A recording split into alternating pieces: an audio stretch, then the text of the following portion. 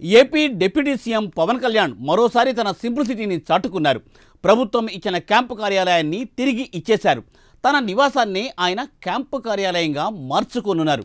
దీంతో క్యాంపు కార్యాలయం ఖర్చుపై వైసీపీ నేతలు చేస్తున్న విమర్శలకు ఫుల్ స్టాప్ పెట్టారు ఆయన. మరోవైపు పవన్ సింప్లిసిటీకి జనం ఇప్పుడు ఫిదా అయిపోతున్నారు.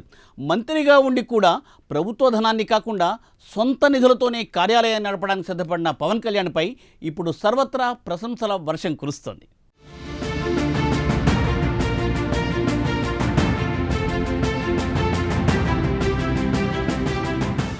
ఏపీ ప్రభుత్వంలో పవన్ పాత్ర చాలా కీలకమైన 4 శాఖలకు ఆయన మంత్రిగా ఉన్నారు. ఆపై డిప్యూటీ సీఎం హోదా కూడా ఉంది.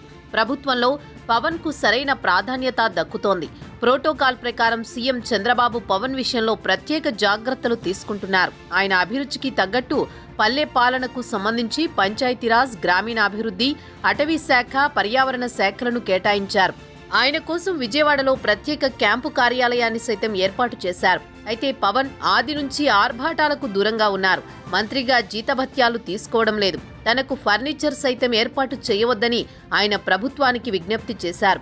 అయితే ప్రోటోకాల్ ప్రకారం ఆయనకు క్యాంప్ ఆఫీస్ ఏర్పాటుతో పాటు అన్ని వస్తువులను సమకూర్చారు. కానీ వైసీపీ దీనిపై దుష్ప్రచారం చేస్తోంది.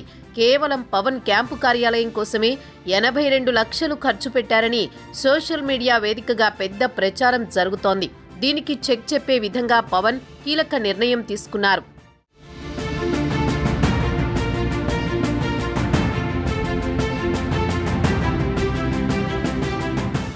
ఏడాదిగా ఎన్నికల వ్యూహాలు, ఎన్నికల ప్రచారం, కూటమి తరపున సమన్వయం చేసుకోవడం వంటి వాటితో బిజీగా మారారు జనసేనాని. పవన్ కృషి మేరకు కూటమి ప్రభుత్వం అధికారంలోకి వచ్చింది. పవన్ డిప్యూటీ సీఎం అయ్యారు. విపక్షాలకు అవకాశం ఇవ్వకుండా వ్యవహరిస్తున్నారు. అయితే పవన్ విషయంలో ఏ చిన్న తప్పిదం జరిగినా భూతద్దంలో పెట్టి బయటకు తీస్తోంది వైసీపీ. అందుకే ప్రభుత్వ నిధులు వినియోగం విషయంలో పవన్ చాలా అప్రమత్తంగా వ్యవహరిస్తున్నారు. తన వరకు దుబారా ఖర్చు తగ్గించే ప్రయత్నం చేశారు. అందులో భాగంగా క్యాంపు కార్యాలయం ఏర్పాటు విషయంలో సైతం జాగ్రత్తలు తీసుకున్నారు. తాను సొంతంగానే ఫర్నిచర్ ఏర్పాటు చేయించుకుంటానని ప్రభుత్వం తరపున వద్దని కూడా వారించారు. మంత్రిగా అదనపు సౌకర్యాలు, వసతులకు కూడా దూరంగా ఉంటున్నారు. జీతభత్యాలను కూడా తిరస్కరించారు. అయినా సరే పవన్ పై దుష్ప్రచారం ఆగడం లేదు. ముఖ్యంగా క్యాంప్ ఆఫీస్ నిర్వహణ విషయంలో ప్రభుత్వం భారీగా ఖర్చు పెడుతోందని వైసీపీ నేతలు ఆరోపించడం ప్రారంభించారు. సోషల్ మీడియా వేదికగా ప్రచారం చేస్తున్నారు.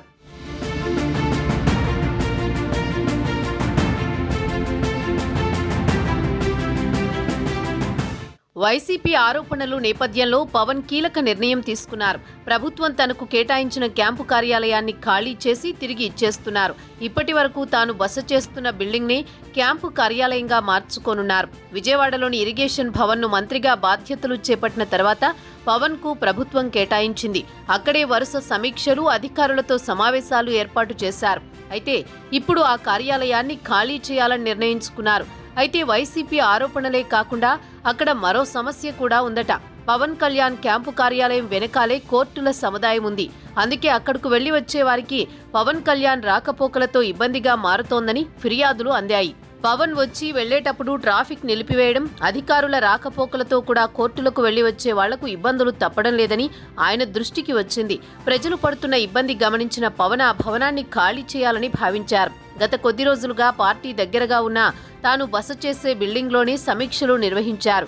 ఇకపై దాన్నే క్యాంపు కార్యాలయంగా మార్చుకోవాలని చూస్తున్నారు. అందుకే అధికారికంగా తనకు కేటాయించిన భవనాన్ని ప్రభుత్వానికి తిరిగి ఇచ్చేశారు.